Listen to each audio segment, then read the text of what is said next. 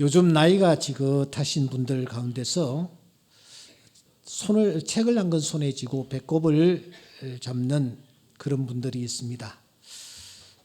이게 포럼 전에 나온 책인데 최근에 나온 책입니다. 책 제목은 사랑인 줄 알았는데 부정맥.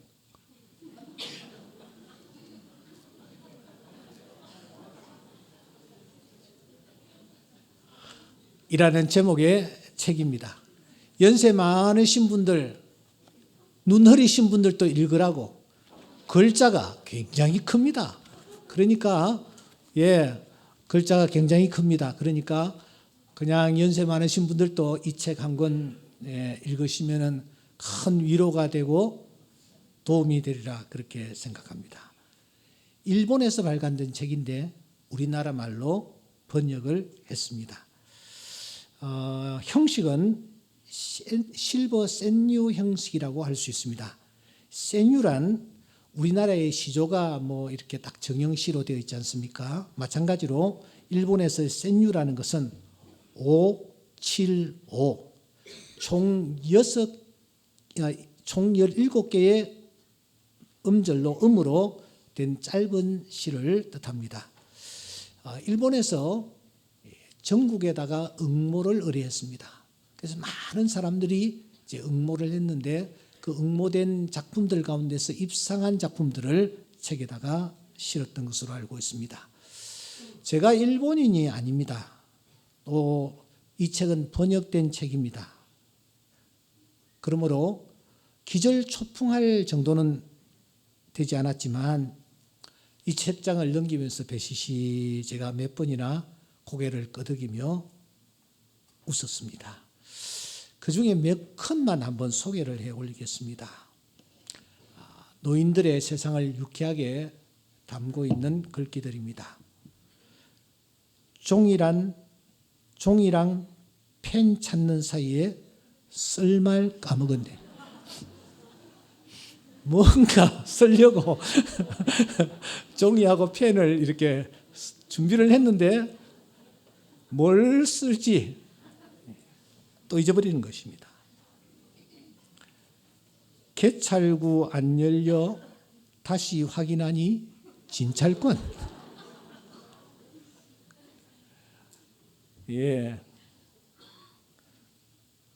일어나긴 했는데 잘 때까지 딱히 할 일이 없다. 와 닿습니까 여러분? 연명치료 필요 없다 써놓고 매일 병원 다닌다. 영정사진 너무 웃었다고 퇴짜 맞았다. 생일 케이크 촛불 불고 나니 눈앞이 캄캄.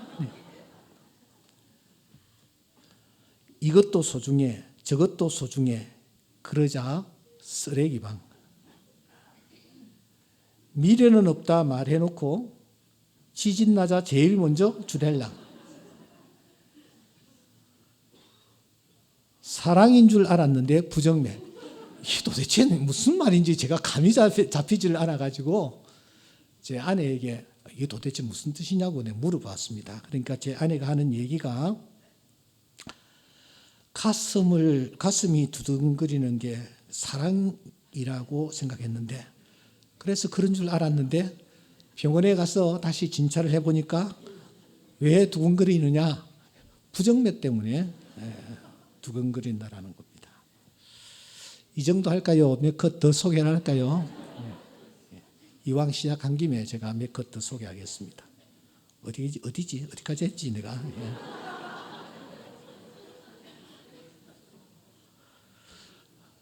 눈에는 모기를 귀에는 매미를 기르고 있다. 이런 분들 계세요. 날아다니는 거야. 어른 되면은 다 그게 돼. 날아다니는 거야. 모기가 날아다니는 것처럼 날아다니는 거야. 기가 너무 막 울려. 매미가 한 마리 들어가가지고 그렇게 고통스럽게 만드는 것 같아요. 입장료 얼굴 보더니 단박에 할인해 줬다.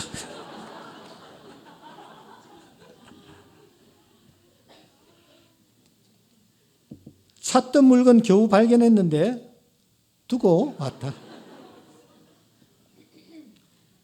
이봐 할멈 입고 있는 팬티 내 것일세. 이름이 생각 안 나. 이거 저거 그거로 볼일 다 본다. 젊어 보이시네요.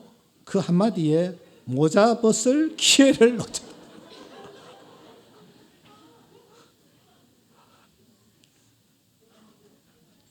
모자를 벗어야 되는데 모자 벗을 기회를 놓쳐버렸어요.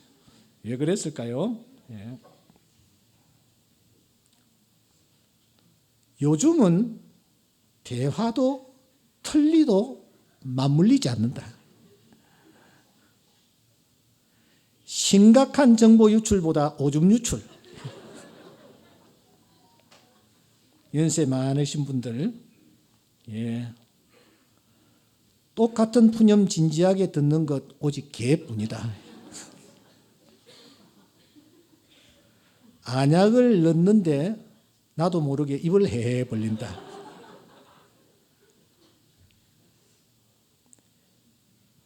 일어섰는데 용건을 까먹어 우두커니 그 자리에. 비상금 둔 곳 까먹어서 아내에게 묻는다.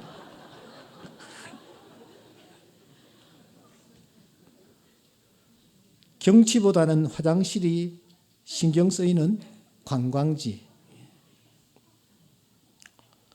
손을 잡는다. 옛날에는 데이트, 지금은 부축. 이 나이쯤 되면 재채기 한 번 해도 목숨을 건다. 더 재밌는 게 이 안에 많이 있습니다. 여러분 한번 구입하시기를 바랍니다. 야곱의 하나님은 우리의 피난처시로다라는 새해 주신 말씀을 붙잡고 왜 하나님이 하필이면 야곱의 하나님이라고 자기를 계시하실까? 왜 믿음의 선조들이 훌륭한 믿음의 사람들을 제껴놓고 하필이면 하나님을 야곱의 하나님이라고 했을까? 새해를 열면서 우리가 이 퀘션 마크를 찾아 나섰습니다. 왜 하필이면 하나님이 자기를 야곱의 하나님이라고 하셨을까? 왜 믿음의 성도들이 하나님을 에녹의 하나님, 노아의 하나님, 아벨의 하나님이라고 하지 않고 야곱의 하나님이라고 하셨을까? 우리가 퀘션 마크를 달고 좀 출발을 했습니다. 방법은 야곱이 살았던 그 현장으로 돌아가는 것이다. 그리고 야곱의 생애를 한번 추적해 보면 알 수 있을 것이다.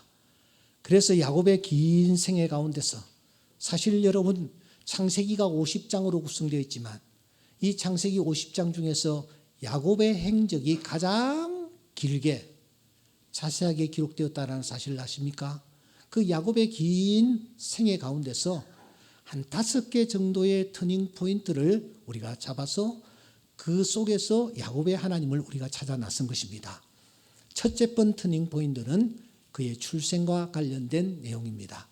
둘째 번 터닝 포인트는 지난 시간에 우리가 생각했습니다마는 그가 베델에서 하나님을 만나는 현장, 그 현장을 통해서 야곱의 하나님이란 도대체 어떤 하나님이실까를 우리가 생각하는 것입니다.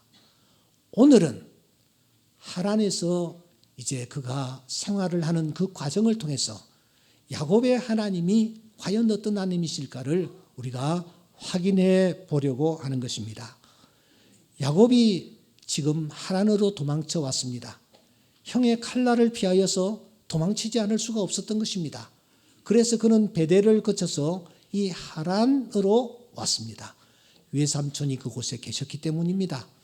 그는 친지인 외삼촌 집에 몸을 의탁하였고 그곳에서 그냥 공짜로 밥을 먹을 수가 없기에 외삼촌의 양을 치는 양치기가 되었던 것입니다. 그곳에서 양을 치면서 생활하고 있는데 이제 나이가 어느 순간 점점 들기 시작했습니다. 지금 이 사건은 야곱이 나이가 몇 살쯤 되었을 때 있었던 일일까요? 힌트는 25절입니다. 야곱이 요셉을 낳았을 때에 야곱이 이제 고향으로 돌아오려고 한 것입니다. 요셉이 언제 태어났습니까? 우리가 지지난 시간에 함께 생각했습니다. 요셉은 BC 1915년경에 태어났습니다. 그러니까 BC 2006년에 태어난 이 야곱과 이렇게 비교해 보면은 그때 야곱의 나이가 몇 살쯤이었었는지를 짐작하는 것은 그렇게 어렵지를 않습니다. 야곱은 그때 90여 세가 된 것 같습니다. 그때 야곱은 고향을 그리워합니다. 그래서 고향으로 돌아오려고 합니다. 무엇보다도 지금까지 헛살았다라는 생각이 많았습니다. 왜냐하면 주변의 사람들은 다 부자가 되었는데 야곱은 가진 것이 너무너무 없었기 때문입니다. 그래서 혼자서 탄식하듯이 이렇게 말합니다. 창세기 30장 30절에 보시면 나는 언제나 내 집을 세우리이까. 다른 사람들은 다 잘 되고 있는데 나는 이렇게 빈털터리 몸으로 이제 노후를 보내야 하는데 나는 언제나 내 집을 세울 것인가? 나는 언제 부자가 될 것인가?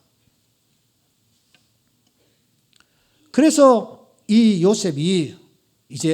야곱이 지금 집으로 돌아오려고 생각을 하는 것입니다. 세월이 참 빨리 흘렀습니다.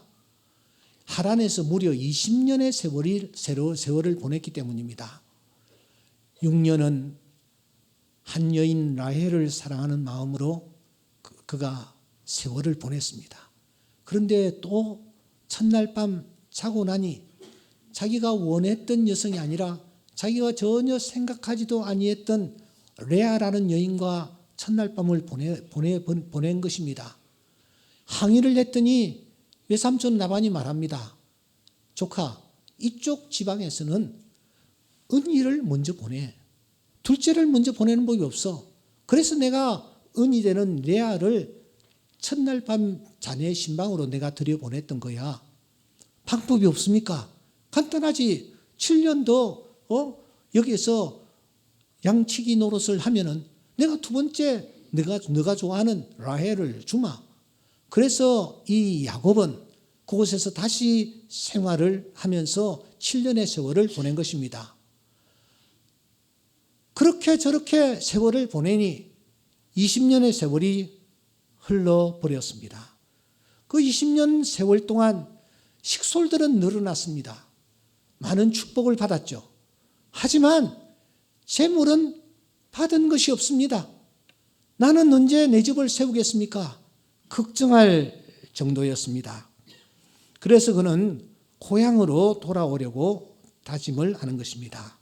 이 사실을 눈치챈 외삼촌이 이 야곱을 그 자리에 주저앉히기 위해서 감은 이슬로 이 야곱에게 이렇게 말을 합니다.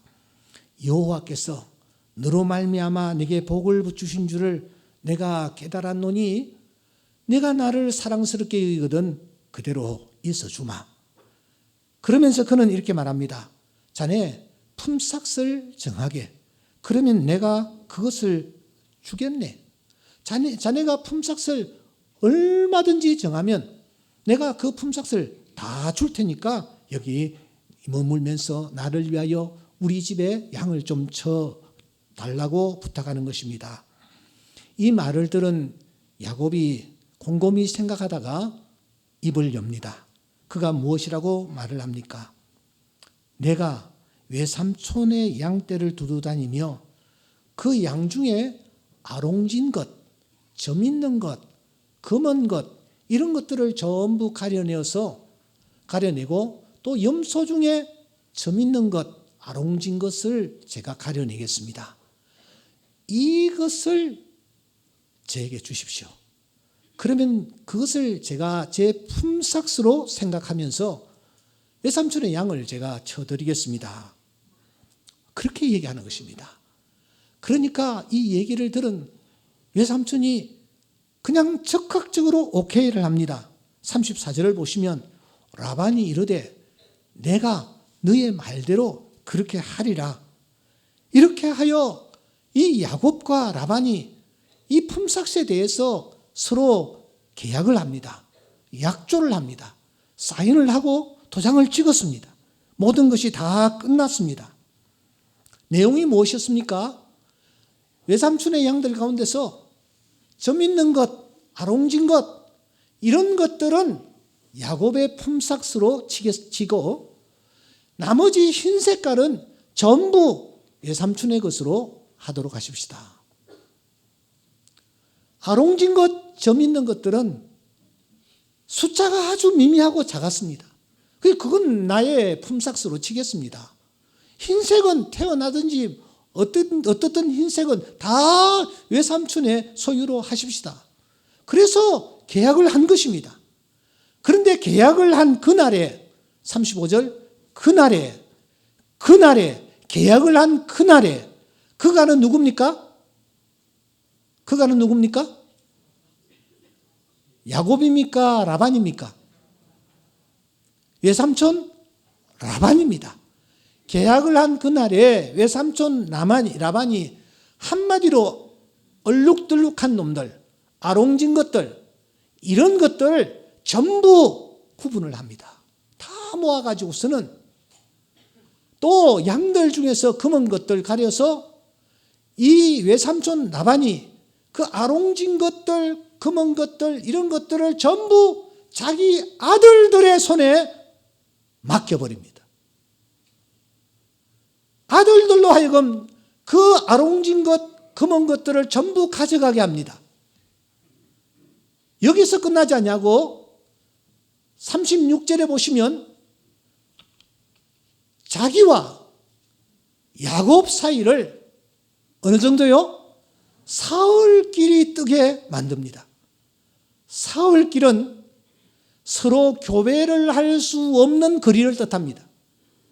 그러니까 흰색을 한쪽에 모아놓고 그 다음 아롱진 것들, 검은 것들을 따로 구별하여 놓고서 그 사이를 무려 사흘길이 되도록 먼 거리에 두 부류를 두는 것입니다.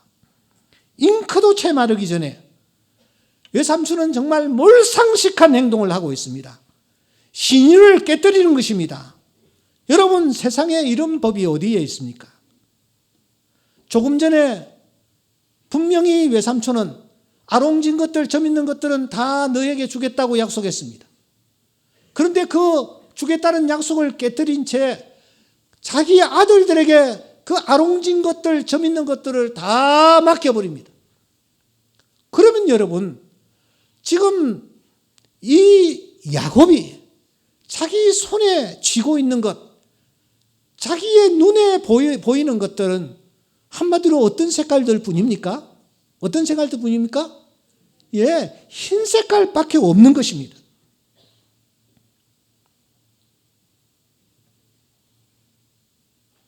그런데 여러분, 오늘 36절에 보시면 정말 우리가 되씹어야 할 말씀이 있습니다.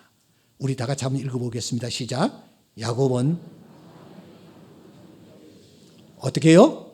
야곱은 라반의 남은 양떼를 지니라. 연필 있는 분들은 이 부분은 굉장히 중요한 내용이니까 언더라인을 하셔도 됩니다. 우리 다 같이 한번 더 읽어보겠습니다. 시작. 야곱은 라반의 남은 양떼를, 여기 남은 양은 색깔이 어떤 색깔입니까?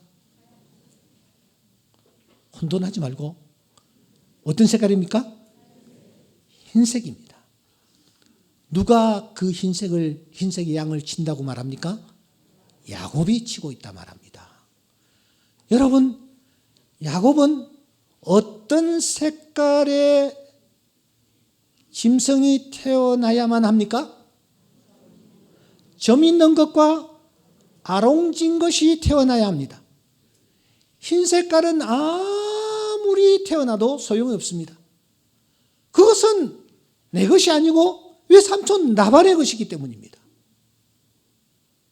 그런데 그 외삼촌이 아롱진 것, 점 있는 것들을 다 가져가 버리고 자기에게는 흰 것을 맡깁니다.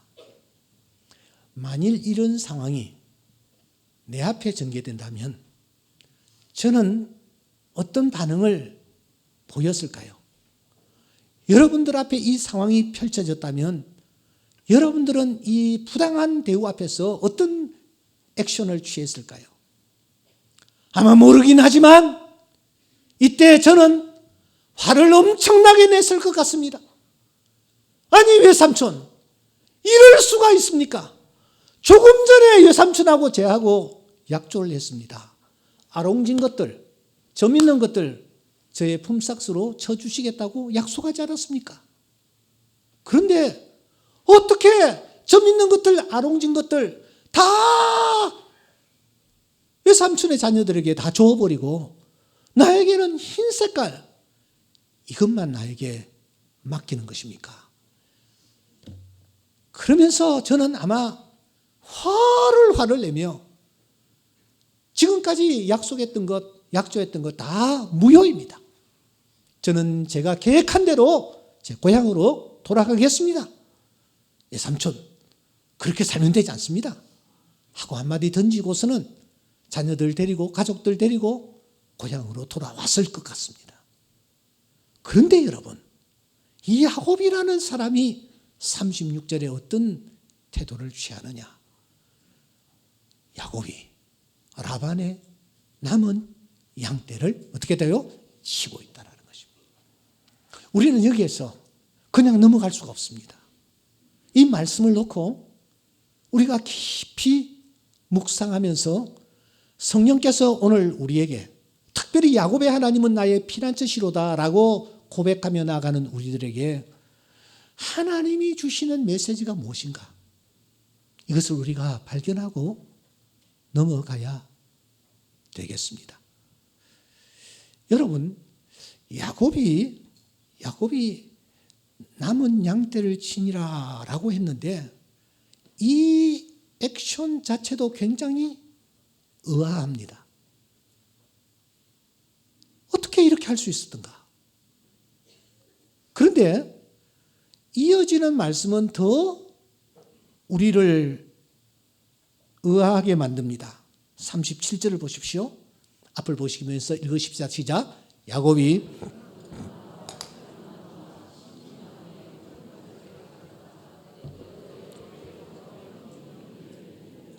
두 번째 이상한 행동은 야곱이 버드나무, 살구나무, 신풍나무의 푸른 가지, 다음 시간에 생각하겠습니다. 푸른 가지를 가져다가 그것들의 껍질을 벗겨 흰 무늬를 내고 있습니다. 예, 나무 가지를 가지고 와서 나무 가지에다가 흰 무늬를 이렇게 내고 있는 거예요. 지금 뭐 하는 걸까? 뭐 하는 거야? 도대체 뭐 하는 걸까? 우리가 의문을 가지지 않을 수가 없습니다. 더 우리로 하여금 의문을 갖게 하는 말씀은 38절 말씀입니다. 우리 다 같이 한번 읽겠습니다. 시작. 그 껍질 벗긴 가지를 양떼가 와서 먹는 개천의 물구유에 세워. 됐습니다. 거기까지 한번 봅시다. 세워. 야곱이 정말 이상한 행동을 하는 것입니다. 가지를 벗겨서 흰 무늬를 내고 난 뒤에 개천의 물구유에 이 나무를 세우는 것입니다. 이 세 가지의 액션은 사실 서로 깊은 상관관계를 가지고 있습니다. 이 세 가지의 액션은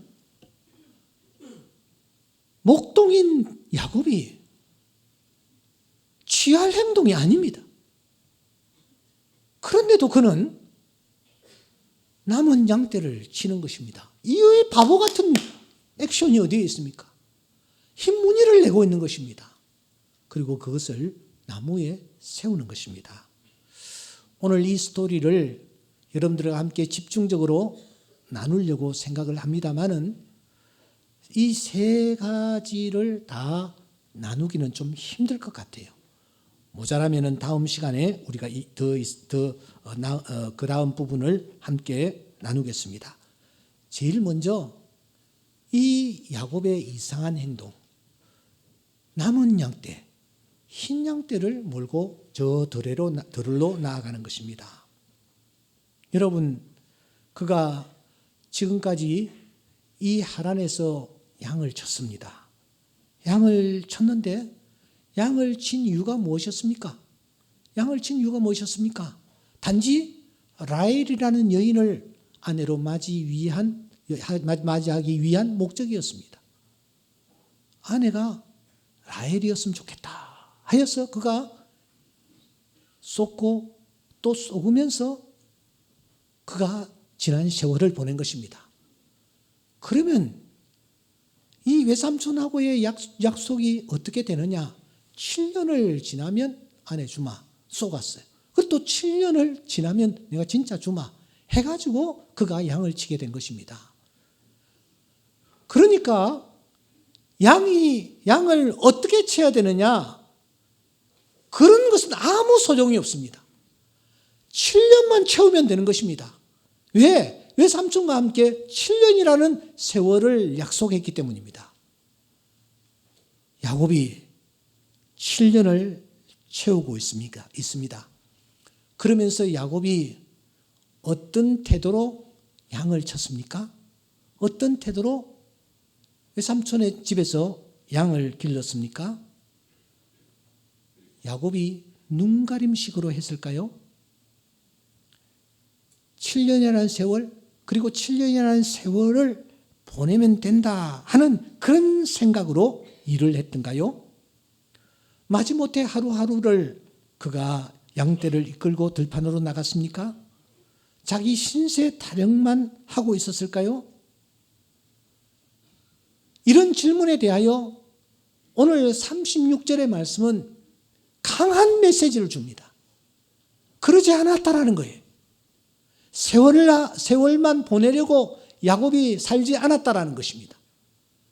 신세 타령을 하며 시간만 때우는 식으로 그가 양떼를 치지 아니했다라는 것입니다. 어떻게 우리가 그것을 알 수가 있습니까? 바로 36절 말씀 때문입니다. 야곱이 지금 하얀 양떼를 데리고 지금 들로 나가는 것입니다. 자기가 필요로 하는 것은 알록달록한 놈입니다. 흰 놈은 아무리 태어나도 나하고는 관계가 없습니다. 흰색은 아무리 잘 길러도 나와 소용이 없습니다. 그런데 그럼에도 불구하고 야곱이 흰색의 양을 끌고 저 들판으로 나가는 그 모습을 바라보면서 우리는 대단히 중요한 메시지를 발견합니다. 야곱이 지난 날 양을 치면서 그냥 대충 치지 아니했다라는 것입니다. 7년이라는 세월만 보내면 된다라는 안일한 의식으로 양떼를 치지 아니했다라는 것입니다. 그는 어떤 태도로 양을 쳤습니까? 여러분, 이 짧은 구절에서 우리에게 주시는 메시지는 이것입니다. 야곱은 외삼촌 라반의 양을 치면서 지난날 양떼 한 마리 한 마리에 깊은 관심을 가지고 최선을 다하여 양을 친 것을 우리가 알 수가 있습니다. 뿐만 아니라 야곱은 양 한 마리 한 마리에 각자 이름을 붙여서는 A라는 놈과 B라는 놈이 서로 교배를 했는데 나중에 보니까 얼룩덜룩한 놈들인데 흰 놈이 태어나는 경우도 있고 흰 놈인데 얼룩덜룩한 놈이 태어나는 경우도 있는 것을 그가 보았다라는 것입니다. 그러므로 지금 자기의 눈앞에 흰 색깔의 양들만 수북히 자기의 뒤를 따르고 있지만 이 야곱은 그때의 경험을 되살려서 그가 확신을 합니다. 비록 내가 지금 키우고 있는 양들이 흰 색깔이지만 이 흰 색깔 속에서도 어떤 놈이 태어날 수 있다? 어떤 놈이 태어날 수 있다? 그렇습니다. 얼룩덜룩한 새끼들이 태어날 수 있다라는 믿음과 확신이 있었기에 그는 흰색의 양들을 이끌고 들로 나아가는 것입니다. 야곱은 1865년에 정립된 멘델의 유전 법칙을 알 리가 만무합니다. 무려 3600년 전에 있었던 야곱이지 않습니까?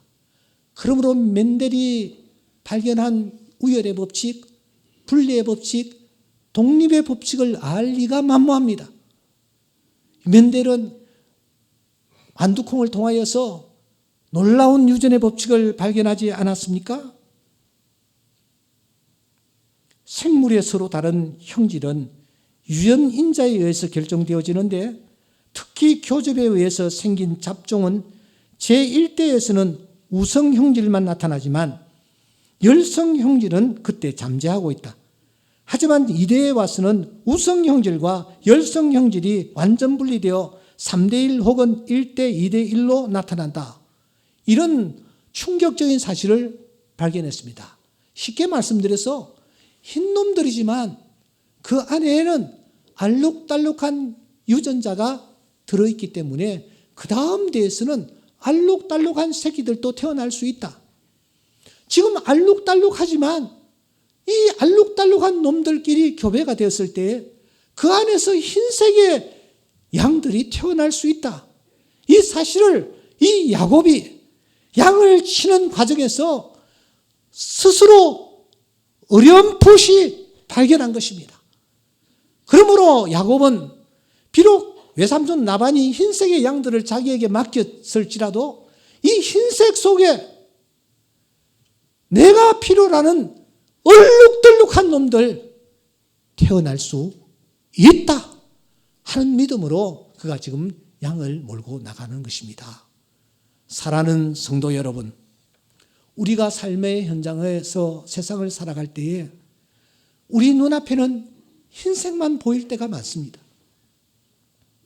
그러나 하나님은 우리 삶의 현장에 내가 필요로 하는 얼룩덜룩한 은혜도 그 흰색 속에 숨겨놓고 계시는 줄 믿습니다.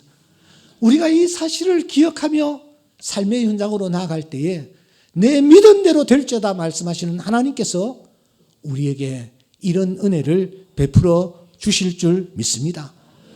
오늘 여러분들의 삶의 현장에서 펼쳐지는 모습은 어떠합니까? 길가와 같습니까? 가시떨기 밭과 같습니까? 돌밭과 같습니까?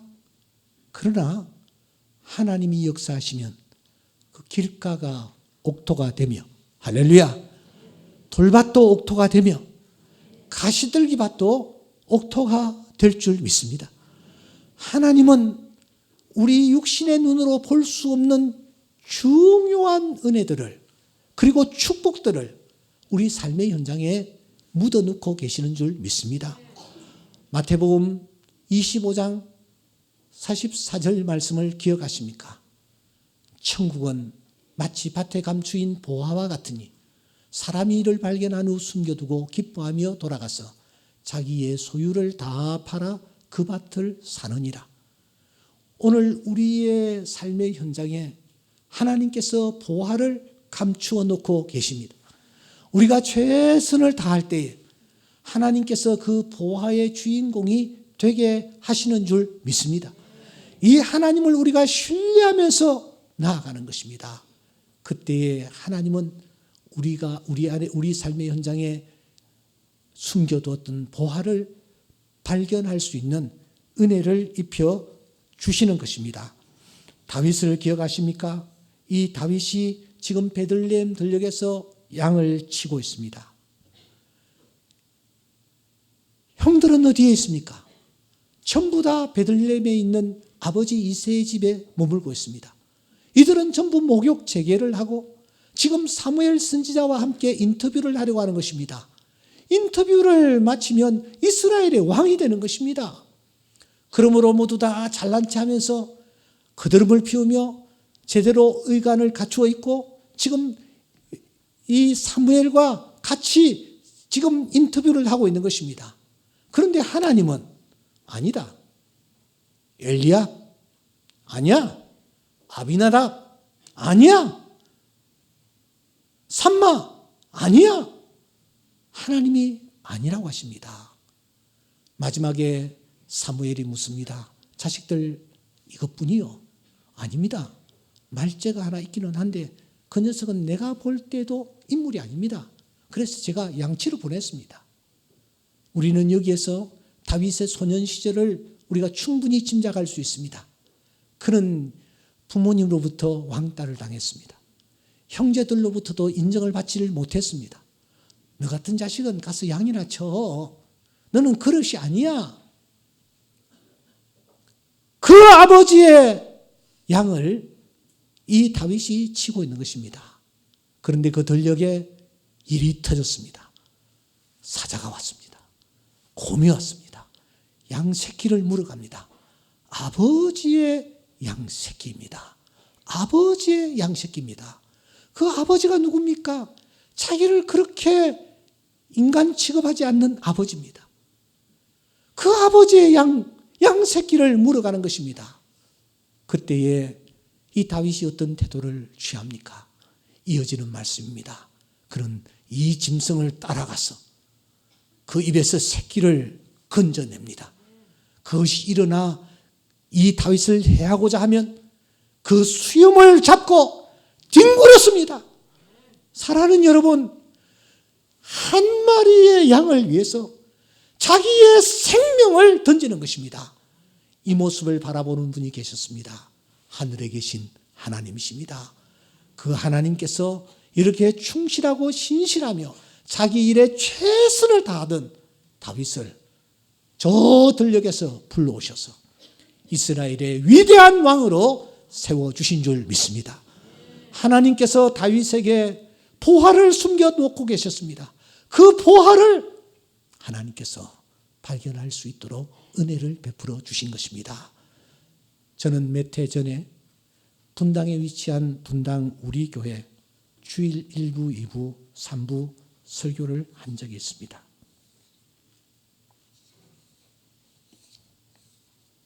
그때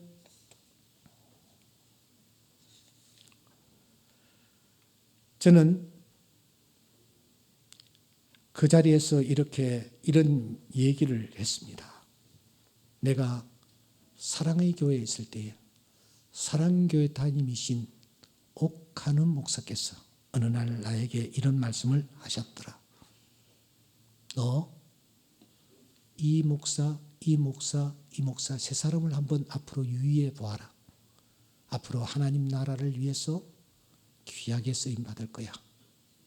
그 세 목사님 중에서 한 분이 이 분당 우리 교회 이찬수 목사님이셨다. 제가 그렇게 얘기를 한 적이 있습니다. 목사님이 그때 본 것은 최선을 다하여 사역에 임하는 모습을 보면서 하나님께서 분명히 은혜를 베풀어 주실 것이라고 확신이 왔기 때문입니다. 이런 확신대로 분당 우리 교회는 교단을 초월하여 가장 모범적인 교회, 가장 교회다운 교회, 영향력 있는 교회로 지금 자리매김하고 있는 것입니다. 하나님은 우리 삶의 현장에 보화를 숨겨놓고 계십니다. 그 하나님을 신뢰하면서 믿음으로 나갈 때에 하나님께서 어느 날 보화를 캐내는 은혜와 축복을 허락하여 주실 것입니다. 야곱의 하나님은 어떤 하나님이십니까? 보화를 숨겨놓고 우리에게 그 보화를 캐내라고 기다리시는 하나님이 우리의 하나님이십니다. 이 하나님을 신뢰하면서 믿음으로 나아가는 우리 모두가 될 수 있기를 주의 이름으로 축원합니다. 기도드리겠습니다.